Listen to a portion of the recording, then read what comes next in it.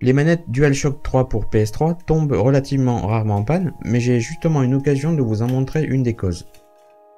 Alors, quand on ouvre la manette, on se retrouve directement face à la batterie au lithium de 4,2 volts, avec de part et d'autre les deux moteurs pas à pas qui sont utilisés en guise de vibreur.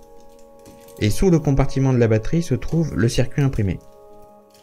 Donc je vais le retirer pour vous montrer tout ça plus en détail avant de s'attarder sur les raisons de la panne. La manette est gérée par un contrôleur Toshiba T6 UN6. Bon, c'est assez difficile de trouver des infos dessus, mais il semblerait qu'il soit en fait un clone du STM32F de STMicroelectronics, qui n'est ni plus ni moins qu'un microcontrôleur ARM 32 bits. Ça justifie donc sans doute le coût moyen de 50 € pour une seule manette.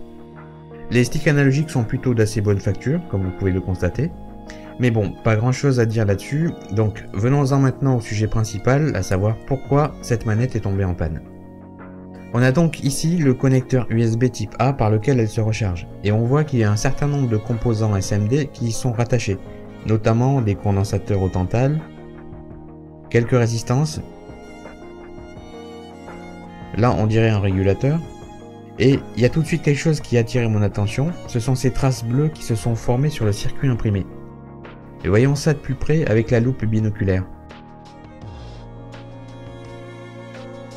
On se rend mieux compte maintenant qu'un certain nombre de ces condensateurs pataugent littéralement dans cette substance. Et j'ai la nette sensation qu'il s'est produit un phénomène électrique qui a stressé ces condensateurs et les a forcés à rejeter leur électrolyte liquide sur le circuit. Alors je vous montre là quelques très gros plans de ces SMC défaillants. Et en fait c'est un peu ce qui se produit aussi avec des condensateurs électrochimiques cylindriques dont la capote se serait crevée pour expulser le gaz, sauf que là ce sont des condensateurs au tantal. Bon, par contre je ne saurais dire avec certitude pourquoi ça s'est produit.